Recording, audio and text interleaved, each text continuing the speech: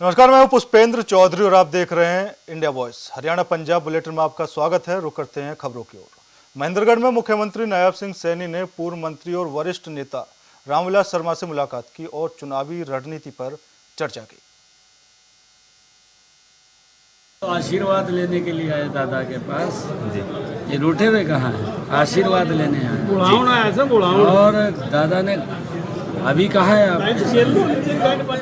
डट करके कमल का फूल खिलाएंगे, सब कार्यकर्ता लगेंगे। हाँ, भारती जी के वहाँ गया था, दादा से भी मैंने चर्चा की है कि आप भी उनसे फ़ोन पर बात करें, दादा बात करेंगे फ़ोन के ऊपर, क्योंकि कार्यकर्ता तपस्या है, मेहनत है।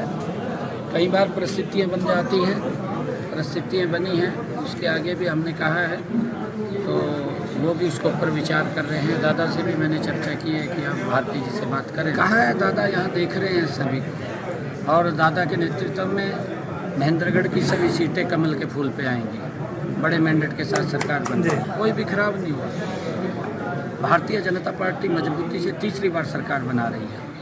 आदरणीय प्रधानमंत्री नरेंद्र मोदी जी के नेतृत्व के अंदर जो काम किए हैं पिछले 10 वर्षों में, ऐतिहासिक काम हुए हैं। हरियाणा प्रदेश बदला है। हरियाणा के अंदर जो क्षेत्रवाद पनपता था उसके ऊपर विराम लगाया है, परिवारवाद था जो उसके ऊपर विराम लगाया है, और क्षेत्रवाद के ऊपर विराम लगाया है। आज अंतिम टेल तक इन 10 वर्षों में पानी किसान के लिए पहुंचा है। ज़बरदस्त हरियाणा प्रदेश के अंदर, चाहे सड़कों के जाल की बात है, चाहे लोगों को सुविधाएं की बात है, भारतीय जनता पार्टी मोदी जी के नेतृत्व के अंदर मजबूती से हरियाणा प्रदेश को आगे बढ़ा रही है। और हरियाणा के लोगों ने बड़ा योगदान देते हुए तीसरी बार उनको प्रधानमंत्री बनाया है, और तीसरी बार हरियाणा में भारतीय जनता पार्टी की सरकार बनेगी, और तीव्र गति से हम हरियाणा प्रदेश को आगे बढ़ाने का काम करेंगे। आज आदरणीय रामविलास जी, क्योंकि जिन्होंने हमें ज़मीन से उठा करके इतना बड़ा वट का वृक्ष बनाया है, आशीर्वाद लेने के लिए दादा के पास आए थे, और दादा ने इस बात का पूरा कहा है कि पूरा जीवन पार्टी को समर्पित रहा है, और यहाँ से कमल के फूल खिले, यही हमारी इच्छा है कि कमल का फूल कभी नीचे नहीं होना चाहिए, ऊंचा होना चाहिए।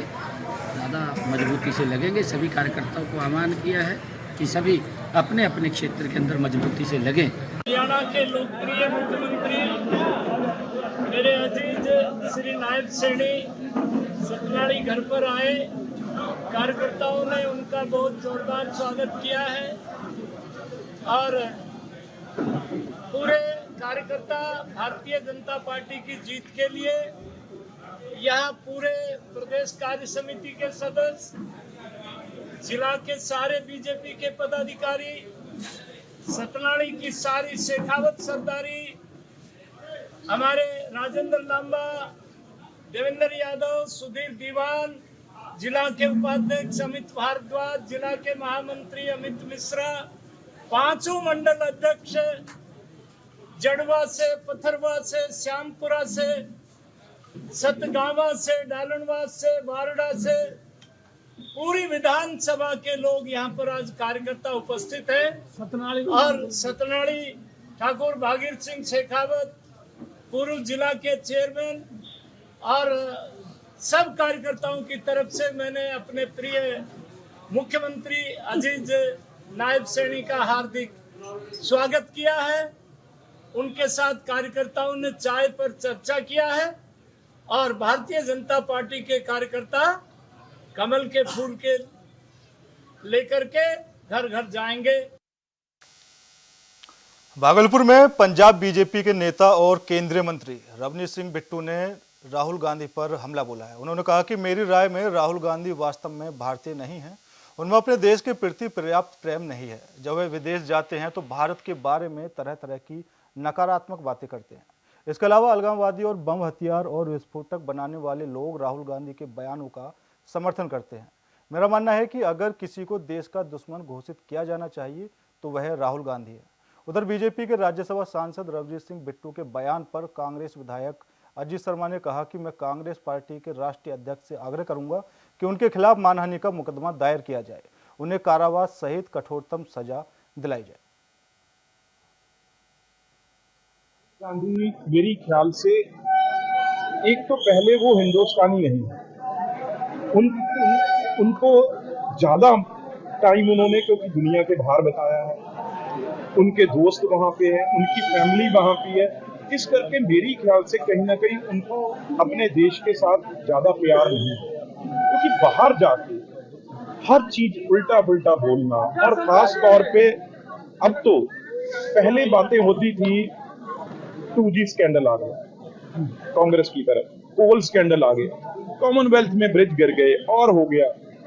अब तो भाई एक भी प्रधानमंत्री की फाइल कोई कह दे भी इस चीज में कोई एक भी फाइल में कोई साइन भी गलत हुई है, वो तो अब बात है नहीं। अब कैसे डिवाइड करेंगे, कभी ओबीसी की बात कर लो, चाहे कहीं किसी कास्ट की बात कर लो, समझ है नहीं, समझ नहीं है उनको आज तक ये नहीं पता। आज 2004 में हम और इकट्ठे मेंबर पार्लियामेंट 9 में बने, आज तक वो आदमी ये नहीं सीख सका। आज भी वो रिक्शे वाले के पास जाके उसके सीखेंगे भी कैसे। अरे भाई, पॉलिटिकल जीवन में आपको अभी दर्द पता नहीं चला, मजदूर का दर्द क्या है, मोची का दर्द क्या है, एक कारपेंटर का दर्द क्या है, एक मैकेनिक का दर्द क्या है। आज एलओपी होके आप फिर कहीं चले जा रहे हो देखने, आपको जब अभी तक उसका दर्द, उसकी प्रॉब्लम ही नहीं पता। आप आधी से ज्यादा उम्र आपकी निकल चुकी है और लीडर ऑफ ऑपरेशन बने हो, अब आप फोटो खिंचवाने के लिए, इससे मजाक बनता है कि इस आदमी को, जो हमारी बड़ी नंबर की पॉपुलेशन है, जो देहात में है, जो आम है, वो गरीब है, उसका दर्द ही नहीं पता। ये आज भी 5वीं बार एमपी होके वो अभी भी वो देखते हैं जाके भी क्या रिक्शे वाले का दर्द है, आज तक उन्हें उनका दर्द ही नहीं समझाया, तो इतना जीवन किसमें लगा दिया। और इस बार तो सबसे बुरी बात, जो सिखों को बांटने की कोशिश की है, जो कहा है यहाँ पे कितने सिख खड़े हैं, और मैं अभी गुरुद्वारा जा रहा हूँ, मैंने चैलेंज किया ओपन में, स्टेज पे बोल के कहा भी कोई सिख यहाँ पे जो खड़ा है किसी पार्टी से जुड़े नहीं है, कोई सिख यहाँ पे बोलते भागलपुर में भी मुझे किसी ने बोला भी आप कड़ा नहीं डाल सकते, किसी ने कहा वो पगड़ी नहीं डाल सकते, किसने कहा वो गुरुद्वारे नहीं जा सकते, एक सिख यहाँ पे खड़ा होकर कह दे मैं बीजेपी अभी छोड़ दूंगा। इतना मतलब चिंगारी लगाने के लिए पहले मुसलमानों की कोशिश की, उनको यूज करने की, अब नहीं हुआ। अब बिल्कुल बॉर्डर पे सिख हैं भाई, देश की रक्षा वो करते हैं, उनको साबोटाज करने की कोशिश की है। और जो देश के सबसे बड़े वांटेड हैं, जो राहुल गांधी ने बयान दिया है वो ही वो पहले देते थे। अब उन्होंने सेपरेटिस्ट ग्रुप है, सबसे जो माहिर हैं बम बंदूक गोला बारूद बनाने वालों ने, उन्होंने राहुल गांधी की जो बात है उसे सराहा है, और उनकी बात राहुल गांधी ने कही है। आप ये देख लीजिए, जो देश के दुश्मन जो बारूद गोली हर टाइम मारने की कोशिश करते हैं, उड़ाने की कोशिश करते हैं, जहाजों को, ट्रेन को, रोड को, जब वो लोग राहुल गांधी की सपोर्ट में आ गए, आप अंदाजा लगा लीजिए, राहुल गांधी खुद देश के नंबर 1 टेररिस्ट, अगर किसी को मेरी ख्याल से किस पे इनाम होना चाहिए पकड़ने के लिए, या देश का सबसे बड़ा दुश्मन जो जिसको लाना चाहिए एजेंसीज को, वो आज राहुल गांधी। रेल मंत्री, राजमंत्री यहाँ आए थे वंदे भारत का ट्रेन का शिलान्यास स्टार्ट कराने के लिए, लेकिन इस तरह की बात, और आदरणीय राहुल गांधी के परिवार को नहीं जानते हैं, जो कि भारतवर्ष को आजाद कराने से लेके आज तक जो भी विकास हुआ है देश में, वो सब कांग्रेस पार्टी ने किया। उस परिवार के बारे में बोलते हैं, आतंकवादी कहा, टेररिस्ट कहा उन्होंने। उन पे तो कांग्रेस पार्टी को मानहानि का केस करना चाहिए और पूरे देश की जनता से माफी मांगना चाहिए। राहुल गांधी जी के बारे में, जो परिवार ने पूरे देश को आजाद कराया, विकास किया, उसके बारे में बोलते हैं। आप अपने आदरणीय नरेंद्र मोदी प्रधानमंत्री ने जो 2014 में वादा जो किया, 2 करोड़ युवकों को प्रत्येक वर्ष रोजगार देने का, उन्होंने नहीं किया। आज आदरणीय जोगीनाथ जी जो हिंदू मुसलमान की बात करते हैं, उनके बारे में नहीं बोलते हैं। और आदरणीय राहुल गांधी जो सभी जाति समुदाय सब गरीब को लेकर चलता है, निश्चित तौर पर इस पर कड़ी से कड़ी कार्रवाई होनी चाहिए। मैं तो प्रधानमंत्री से आग्रह करूंगा, अपोजिशन लीडर आदरणीय राहुल गांधी के बारे में आतंकवादी कहना, उनको आप मंत्री पद से हटाइए। और कांग्रेस पार्टी के राष्ट्रीय अध्यक्ष से मैं आग्रह करूंगा, उसको मानहानि का केस करिए, उसको जो कड़ी से कड़ी सजा मिले उसको दिलाने की। रविवार को रोहतक पहुंचे। इस दौरान उन्होंने पूर्व सीएम भूपेंद्र सिंह हुड्डा पर हमला बोला। उन्होंने कहा कि हुड्डा खुद और बेटे के लिए ही काम करते हैं। यहाँ तक कि किसी दूसरे नेता को आगे बढ़ता नहीं देख सकते। खासकर कोई दलित नेता हो तो उसे हर तरीके से खत्म करने का प्रयास किया जाता है। कांग्रेस में राजनीतिक और फिजिकली लड़ाई होती है, उसका उदाहरण वे खुद है। कल उन्होंने बड़े अपार जनसमूह के साथ हजारों के संख्या के बीच में कल भारतीय जनता पार्टी के चुनावी कैंपेन का शंखनाद किया, आगाज किया। और जो कल बातें उन्होंने कही, हम सब जानते कि किस तरीके से पिछले 10 वर्षों में लगातार उन्होंने देश को एक सूत्र में पिरो करके इस देश को एक नई दिशा देने का काम किया। गरीब, किसान, मजदूर, नौजवान की आवाज उठाई और फिर कल दोबारा उन्होंने कुरुक्षेत्र की धरती से वो अपना कमिटमेंट दोहराने का काम किया कि किस तरीके से नायब सैनी जी के नेतृत्व में आज हरियाणा आगे बढ़ रहा है। जो ताकतें आज देश के खिलाफ काम कर रही है, जो ताकतें आज हरियाणा के खिलाफ काम कर रही है, जो ताकतें आज हरियाणा के किसान, मजदूर, गरीब, दलित के खिलाफ काम कर रही है, उनके मंसूबे कभी भी भारतीय जनता पार्टी पूरे नहीं होने देगी। कुछ दिन पहले हमने देखा कि जो लोकसभा में विपक्ष के नेता हैं आदरणीय राहुल गांधी जी, वो अमेरिका गए हुए थे और अमेरिका में जाकर के जो बात उन्होंने कही वो आप सबने भी सुनी होगी। उन्होंने कहा कि हम जो है we will be thinking of scrapping reservation when India is a fair place. और इम्प्लाइड ये था कि right now India is not a fair place. तो सबसे पहले तो इंडिया की छवि धूमिल करने का काम किया कि भाई हम एक फेयर प्लेस नहीं है हम तो 60 साल तो उसी पार्टी ने राज किया।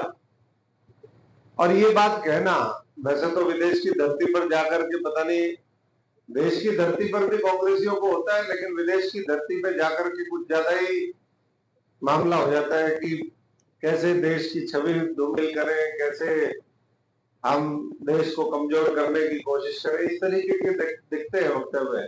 जब नेहरू जी ये कहते थे कि भाई रिजर्वेशन से जो है वो गुणवत्ता जो है वो कॉम्प्रोमाइज होगी, तो जहां इस तरह की सोच हो और समय समय पर चाहे वो एससी रिजर्वेशन की बात हो, रिजर्वेशन इन प्रमोशन आज तक लागू नहीं कर पाए ये लोग, बैकलॉग अगर इस देश के अंदर एससी की अगर देन है तो वो कांग्रेस पार्टी की देन है।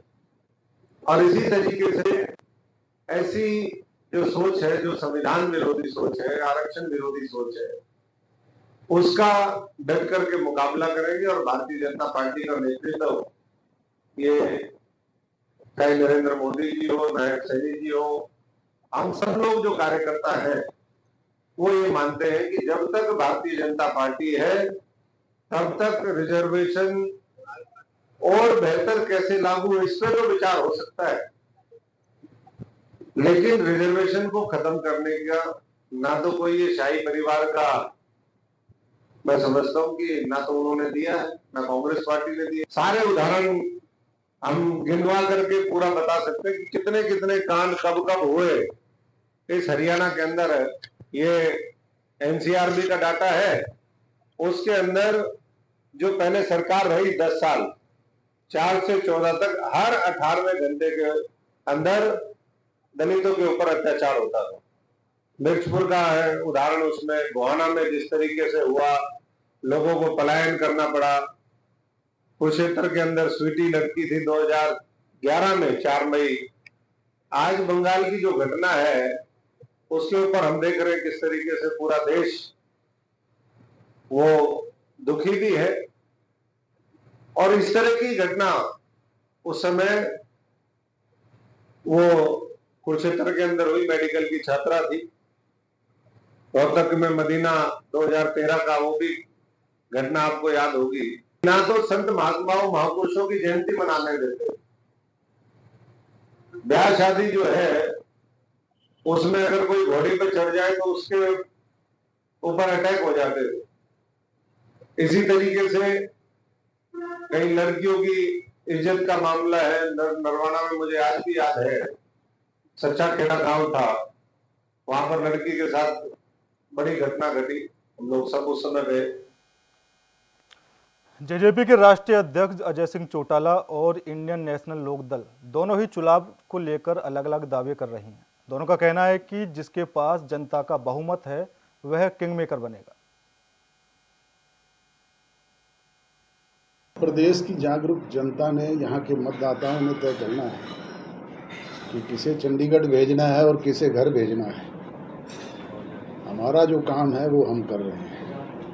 निरंतर जनसंपर्क अभियान के तहत लोगों से संपर्क कर रहे हैं, उनको बता रहे हैं पार्टी की नीति, कार्यक्रम, प्रोग्राम जो हमने किया है वो, और जो आगे करने जा रहे हैं वो भी कल घोषणा पत्र के जरिए लोगों को समझ सकते हैं। जयप्रकाश को तो मैं उंगली पकड़ के राजनीति में लेकर के आया था। पहली बार 1984 में जब चौधरी ओम प्रकाश चौटाला ने हिसार से संसदीय चुनाव लड़ा, तब ये यहाँ चौधरी टीकाराम जी के फार्म पे खुरली में पशुओं का काम करते थे और हमारा वहाँ पे ठिकाना था। कोई कह रहा हूँ ड्राइवरी नहीं, ड्राइवरी तो बाद में कोई उनके जब ट्रैक्टर आए तब सीखी होगी। उस टाइम तो पशु निर्णय का काम करते थे। इसलिए लोगों की सोच दूसरी तरह की है। लोकसभा के चुनाव में भी आपने देखा, यहीं पड़ोस के उचाना हल्के में नैना चौटाला की गाड़ियों पे पत्थर बरसवाए गए, वहाँ पे भी इस तरह की बातें की गई। आज ये यहाँ पे इस तरह के रवैये। मैंने 20 तारीख के बाद तो प्रदेश में जाना है। मेरी और आकाश जी की मीटिंगें, मायावती जी की भी 5 मीटिंगें होनी है। तो मैंने लगातार 13 से लेकर के 20 तक, 19 तक, मेरे पास 7 दिन है। मैं 7 दिनों में पूरे सरसे जिले के पांचों हल्के करूंगा। और जो उत्साह कल कालांवाली में देखने को मिला, मुझे लगता है कि कालांवाली बहुत बड़े मार्जिन से जीते। लेकिन आज जब डबवाड़ी में आया, यहाँ लोगों का उससे भी ज्यादा बड़ा उत्साह आप लोगों ने खुद अपनी आंख से देखा है। छोटे छोटे गांव है कई, जिनमें मेरे ख्याल किसी घर का कोई आदमी बचा ही नहीं होगा जो मीटिंग में ना आया हो। 300, 400 की छोटे छोटे गांव में हाजिरी है। बड़े गांव जो है उनमें तो हजार लोग आए हैं। और पांचों के पांचों हल्कों मुझे पूरा भरोसा है कि हम जीतेंगे। अकेली इंडियन नेशनल लोकदल पार्टी है जो ठोक बजा के ये कह सकती है कि हमारा गठबंधन सरकार बनाए। हम आज की तारीख में भी 15 से 20 सीट पे खड़े। अभी शुरुआत है, अभी तो विड्रॉल भी नहीं हुए। जब चुनाव शुरू होगा तब देखना इंडियन नेशनल लोकदल पार्टी का, बहुजन समाज पार्टी का, श्रोमणी अकाली दल बादल का, रोपा का ग्राफ कहां पे जाके खड़ा। दावे तो दुष्यंत भी करेगा कि मैं बनाऊंगा सरकार। सरकार तो बनाने वाले बनाएंगे। हुड्डा की स्थिति कैसे देखते हैं? कांग्रेस की स्थिति क्या देखते हैं? हुड्डा जब जाएगा वोट मांगने तब आप मेरे को मिलके बताना। लोग कपड़े पाड़ लेंगे। उसने एक हल्के में 50 कैंडिडेट खड़े किए, जिनके जमीनें बिकवा दी, घर लगा दिया। अब टिकट नहीं मिली, वो कपड़े उतारेंगे कि नहीं उतारेंगे? तो जगह ही नहीं है बेचारों के पास चुनाव लड़ने के लिए। कहीं तो जाके फार्म भरेंगे कि नहीं भरेंगे? मुझे लगता है जिस तरह से आज लोगों का रुझान है। सिरसा विधानसभा क्षेत्र में रविवार को आम आदमी पार्टी के प्रत्याशी श्याम मेहता के चुनाव कार्यालय का उद्घाटन किया गया। चुनाव कार्यालय का उद्घाटन के अवसर पर मार्केट कमेटी मनसा के चेयरमैन गुरप्रीत सिंह भुच्चर ने पत्रकारों के सवालों का जवाब देते हुए कहा कि आम आदमी पार्टी सर्वे में नहीं आती, वह सीधे सरकार में आती है। उन्होंने आगे कहा कि आम आदमी पार्टी हरियाणा में सभी 90 विधानसभा सीटों पर मजबूती के साथ खड़ी है और अपने उम्मीदवार सभी सीटों पर आम आदमी पार्टी ने उतार दिए। ऐसा सिरसा विधानसभा के लिए पार्टी ने मुझे विश्वास को लेके मुझे टिकट दी है। मैं पार्टी का बहुत आभारी हूँ और खरा उतरूंगा मैं अपनी तरफ से अपनी टीम के साथ, सिरसा वासियों के, हमारे वोटरों के साथ एक ऐसी बड़ी जीत हम दिलाने जा रहे हैं सिरसा की कि लोगों की नजरें फट जाएगी, देखते रहेंगे तो विपक्षी लोगों की कि ये हुआ क्या।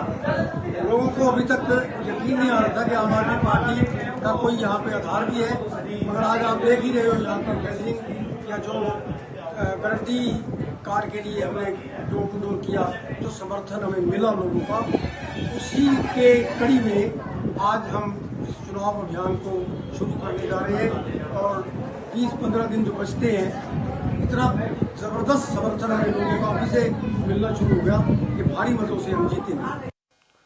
बीजेपी में चुनाव से पहले ही मुख्यमंत्री पद के लिए दंगल शुरू हो गया है। अंबाला में हरियाणा के पूर्व गृह मंत्री अनिल विज ने मुख्यमंत्री पद की दावेदारी पेश कर दी है। उनका कहना है कि वे पार्टी में सबसे सीनियर नेता हैं, इसलिए पार्टी के नेतृत्व से आज तक मैंने पार्टी से कुछ नहीं मांगा, लेकिन आज मांगता हूं। उन्होंने कहा कि अगर मुझे मुख्यमंत्री बनाया जाता तो मैं हरियाणा की तकदीर और तस्वीर दोनों बदल दूंगा। उधर केंद्रीय मंत्री धर्मेंद्र प्रधान ने कहा कि मुख्यमंत्री नायब सिंह सैनी के नेतृत्व में चुनाव लड़ा जाएगा।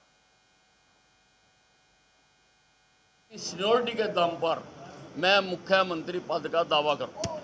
मेरे पास सारे हरियाणा से लोग आ रहे हैं और मेरे अंबाला के लोग भी, मैं जहाँ जहाँ गया हूँ, मुझे कह रहे हैं कि आप सीनियर मोस्ट हो, आप सीएम क्यों नहीं बने। तो लोगों की मांग पर इस बार अपनी सीनियरिटी के दम पर मैं मुख्यमंत्री बनने का दावा पेश करूंगा। सरकार बनाती है, पार्टी बनाती है या नहीं बनाती, परंतु अगर बना दिया मुझे मुख्यमंत्री इस प्रदेश का, मैं हरियाणा की तकदीर बदल दूंगा, मैं हरियाणा की तस्वीर बदल दूंगा। हम माननीय प्रदेश की लोकप्रिय मुख्यमंत्री श्री नायब सिंह सैनी जी के नेतृत्व में चुनाव लड़ रहे हैं। भारतीय जनता पार्टी तीसरी बार हैट्रिक लगाएगी। श्रोमणी अकाली दल के कार्यकारी अध्यक्ष बलविंदर सिंह भूदड़ पटियाला पहुंचे। उन्होंने पटियाला गुरुद्वारा शहर निवारण साहिब में कार्यकर्ताओं के साथ बैठक की। श्रोमणी अकाली दल 24 तारीख को एसजीपीसी के पूर्व अध्यक्ष जत्थेदार गुरुचरण सिंह तोहरा की जयंती मनाएगा। बलविंदर सिंह भूदड़ ने पूरे कार्यक्रम की जानकारी दी है। वहीं इस कार्यक्रम में विशेष तौर पर श्रोमणी अकाली दल से उम्मीदवार एनके शर्मा भी मौजूद रहे। देखो जी, पटियाला, फतेहगढ़ साहब, संगरूर ते मोहाली ਜ਼ਿਲ੍ਹਿਆਂ ਦੀ ਜਿਹੜੀ ਸ਼੍ਰੋਮਣੀ ਅਕਾਲੀ ਦਲ ਦੀ ਸਮੁੱਚੀ ਲੀਡਰਸ਼ਿਪ, ਸਾਰੇ ਐਸਜੀਪੀਸੀ ਮੈਂਬਰ ਸਾਹਿਬਾਨ, ਸਾਰੇ ਹਲਕਾ ਪ੍ਰਧਾਨ ਸਾਹਿਬਾਨ, ਸਾਡੇ ਯੂਥ ਅਕਾਲੀ ਦਲ ਦੇ ਪ੍ਰਧਾਨ ਸਾਹਿਬ ਔਰ ਸ਼੍ਰੋਮਣੀ ਅਕਾਲੀ ਦਲ ਦੇ ਐਕਟਿੰਗ ਪ੍ਰਧਾਨ ਸਰਦਾਰ ਬਲਵਿੰਦਰ ਸਿੰਘ ਜੀ ਭੁੰਦੜ ਸਾਹਿਬ ਖੁਦ ਇੱਥੇ ਹਾਜ਼ਰੀ ਲਵਾ ਕੇ ਗਏ ਹਨ। 24 ਤਰੀਕ ਨੂੰ ਪੰਥ ਰਤਨ ਜਥੇਦਾਰ ਗੁਰਚਰਨ ਸਿੰਘ ਟੌੜਾ ਜੀ ਦਾ 100ਵਾਂ ਜਨਮ ਦਿਨ ਹੈਗਾ, ਜਿਹੜਾ ਸ਼੍ਰੋਮਣੀ ਅਕਾਲੀ ਦਲ ਬੜਾ ਹੁਮ-ਹੁਮਾ ਕੇ ਜਿਹੜਾ ਉਹਨੂੰ ਮਨਾ ਰਿਹਾ। 22 ਤਰੀਕ ਨੂੰ ਸ੍ਰੀ ਅਖੰਡ ਪਾਠ ਸਾਹਿਬ ਦੇ ਜਿਹੜੇ ਪਾਠ ਆ ਉਹ ਇੱਥੇ ਗੁਰਦੁਆਰਾ ਦੁਖਨਿਵਾਰਨ ਸਾਹਿਬ 'ਚ ਰੱਖੇ ਜਾਣਗੇ ਔਰ 24 ਤਰੀਕ ਨੂੰ 9 ਵਜੇ ਭੋਗ ਪਾਉਣ ਤੋਂ ਬਾਅਦ ਜਿਹੜੀ ਪੰਥਕ ਵਿਚਾਰਾਂ ਇੱਥੇ ਜਿਹੜੀਆਂ ਕੀਤੀਆਂ ਜਾਣੀਆਂ। ਸੋ ਉਸ ਸੰਬੰਧੀ ਇਹ ਮੀਟਿੰਗ ਸੀਗੀ। ਸਾਨੂੰ ਮਾਣ ਆ ਸਰਦਾਰ ਗੁਰਚਰਨ ਸਿੰਘ ਜੀ ਟੌੜਾ ਸਾਹਿਬ ਸਾਡੇ ਜ਼ਿਲ੍ਹੇ ਤੋਂ, ਟੌੜਾ ਪਿੰਡ ਤੋਂ ਉਹਨਾਂ ਨੇ ਰਾਜਨੀਤੀ ਸ਼ੁਰੂ ਕਰਕੇ ਤੁਸੀਂ ਦੇਖੋ ਕਿ ਪੂਰੇ ਦੇਸ਼ ਦੀ, ਕੌਮ ਦੀ, ਪੰਥ ਦੀ ਸੇਵਾ ਉਹਨਾਂ ਨੇ ਕੀਤੀ ਆ। ਸੋ ਜ਼ਰੂਰਤ ਆ ਉਹਨਾਂ ਦੇ ਜਿਹੜੇ ਜਨਮ दिन मनाने का ਜਿਹੜਾ। गुड़गांव विधानसभा क्षेत्र से निर्दलीय प्रत्याशी नवीन गोयल ने कहा कि गुरुग्राम मेरा परिवार है, परिवार की सेवा करना मेरा कर्तव्य है। मेरा पूरा जीवन गुरुग्राम की सेवा को समर्पित है। गुरुग्राम की समस्याओं को दूर करने के लिए उन्होंने काम करना शुरू किया है। नवीन गोयल ने कहा कि अपने स्तर पर जितना काम बन सकता है उतना किया जाएगा। अब विधानसभा पहुंचकर वे जनता की ओर मजबूती से सेवा करना चाहते हैं। निर्दलीय प्रत्याशी नवीन गोयल ने आज गुरुग्राम में हुंकार भरी। और हमारे तो बड़ा सौभाग्य की बात है, जहां हमने कार्यालय बनाया है ये न्यू कॉलोनी मोड़ है और यहाँ पर पंजाबी इलाका बाहुल्य कैंप का भी सेंटर बनता है, ये ओल्ड गुरुग्राम का भी सेंटर बनता है। ये क्षेत्र जब से गुड़गांव बड़ा है, आजादी से पहले रेलवे रोड था और यहाँ पर ये बहुत ही शुभ स्थान। और हमारे सामने भीमनगर भी है, हमारे भगवान महर्षि वाल्मीकि जी की प्रतिमा में फूल चढ़ाए हमने, और सामने वाल्मीकि मोहल्ला भी है। हम तो 36 बिरादरी के साथ समर्थन से ही चल रहे हैं। मैं बाबा साहब के चरणों में भी नमन करता हूँ, सभी महापुरुषों के चरणों में नमन करता हूँ। हमने बड़ों का आशीर्वाद लेकर के, सभी संस्थाओं और एनजीओ को साथ लेकर के हम इस चुनावी रण में उतरे हैं और आज हमने मुहूर्त किया। मैं सभी साथियों को धन्यवाद भी करता हूँ, बधाई भी देना चाहता हूँ, और हम बहुत अच्छा चुनाव लड़े। गुरुग्राम सीट से बीजेपी उम्मीदवार मुकेश शर्मा का 36 बिरादरी ने भगवान परशुराम वाटिका में अभिनंदन समारोह आयोजित किया। वाटिका में पहुंचे लोगों ने मुकेश शर्मा का अभिनंदन करते हुए उन्हें जीत का आशीर्वाद दिया। मुकेश शर्मा ने कहा कि प्रदेश में तीसरी बार भारतीय जनता पार्टी की सरकार बनने जा रही है। मुकेश शर्मा ने कांग्रेस पर निशाना साधते हुए कहा कि कांग्रेस ने सदा ही सनातन का विरोध किया है। अब की बार जनता सनातन धर्म का विरोध करने वालों को करारा जवाब देगी। मैं 36 बिरादरी का बेटा और भाई हूँ। क्या लग रहा है कि विपक्ष में मोहित भी है, नवीन भी है, तो ऐसे में कुछ? अरे भाई साहब, कांग्रेस का कोई रोल नहीं है। हरियाणा में बीजेपी की सरकार बनेगी और फिर दोबारा हम तो लोग चाहते हैं कि तीसरी दफा गुड़गांव का विधायक बनने के लिए आपका भाई, आपका बेटा भारी मतों से जीतेगा। अमृतसर देहाती के थाना राजाशासी की पुलिस को बड़ी सफलता हाथ लगी है। थाने की पुलिस ने पैसे लेकर हत्या करने वाले एक गिरोह को गिरफ्तार किया है।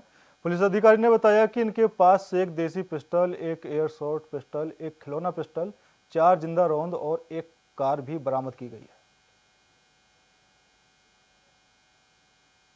बड़ा नटोरियस गैंग है। इन्होंने सब तो पहला रणजीत एवेन्यू दे विच एक वारदात की सी, लुटन की नीयत नाल किसी ने गोली चलाई सी। वो 191 नंबर मुकदमा थाने रणजीत एवेन्यू च इन्हां ते दर्ज है। इस तो इलावा ये एक करनदीप सिंह आ, उहदे ते पैसे लैके कतल करने का थाने अजनाले दे विच 2 मुकदमे दर्ज आ। 136 नंबर मुकदमा वा जिहदे विच इन्हां ने एक 17.5 साल का मुंडा लव मैरिज कराई सी उन्हें, ते किसी के कहण ते उहनूं इन्हां ने मर्डर किया सी, किडनैप किया पहला, फिर उन्होंने मर्डर किया सी। उस केस दे विच एक ये ते एक दा साथी गगन जिहड़ा वो पीओ आ। उस तो इलावा इन्होंने एक पहला 2017 दे विच मर्डर किया सी अजनाले, उहदे च 182 नंबर मुकदमा दर्ज है 2017 का कतल का पुलिस स्टेशन अजनाले दे विच, उहदे च भी ये करनदीप ते गगन भगौड़े आ। इस तो इलावा हुण ये जिंदर परसों असीं रात फड़े आ, एक जैन कार दे विच 6 जाने पिस्टलों नाल लैस हो के किसी लुट खोह की वारदात नूं अंजाम देण लई रैकी कर रहे सीगे। इस तो पहला इन्होंने अजनाले तो एक मोटरसाइकिल भी खो के या चोरी करके लिया वा, जिहड़ा इत्थे वरतना सी इन्होंने वारदात दे विच। ते उधर साडी पुलिस रात नाके दे उत्ते जदों इन्हां नूं रोकण की कोशिश की ते इन्होंने गड्डी भजाउण की कोशिश की। एक 10 वर्षीय मासूम बच्ची की चप्पल के साथ बेरहम पिटाई करते हुए सोशल मीडिया पर एक वीडियो वायरल हो रहा है। बच्ची के पिता ने वीडियो समेत पिटाई करने वाले व्यक्ति के खिलाफ पुलिस में शिकायत देकर कार्रवाई की मांग की। एक बच्चे ने ना टीना मारा था, उसके बाद अंकल ने झाड़ू फेंका, उसके बाद एक बच्चे ने झाड़ू पकड़ा दिया था, फिर अंकल ने बहुत मारा था हमको। कौन थे अंकल की पहचान है? अंकल की पहचान है। क्या नाम है उनका? उनका नाम तो नहीं पता हमको। और आपके मम्मी पापा का नाम? मम्मी पापा यहीं पे थे। उनका क्या नाम है? सुशीता देवी मेरी मम्मी का नाम है और पापा का नाम दामोदर। फिलहाल मेरे साथ इस बुलेटिन में इतना ही। बाकी देश और दुनिया की तमाम खबरों के लिए देखते रहिए इंडिया वॉइस। नमस्कार।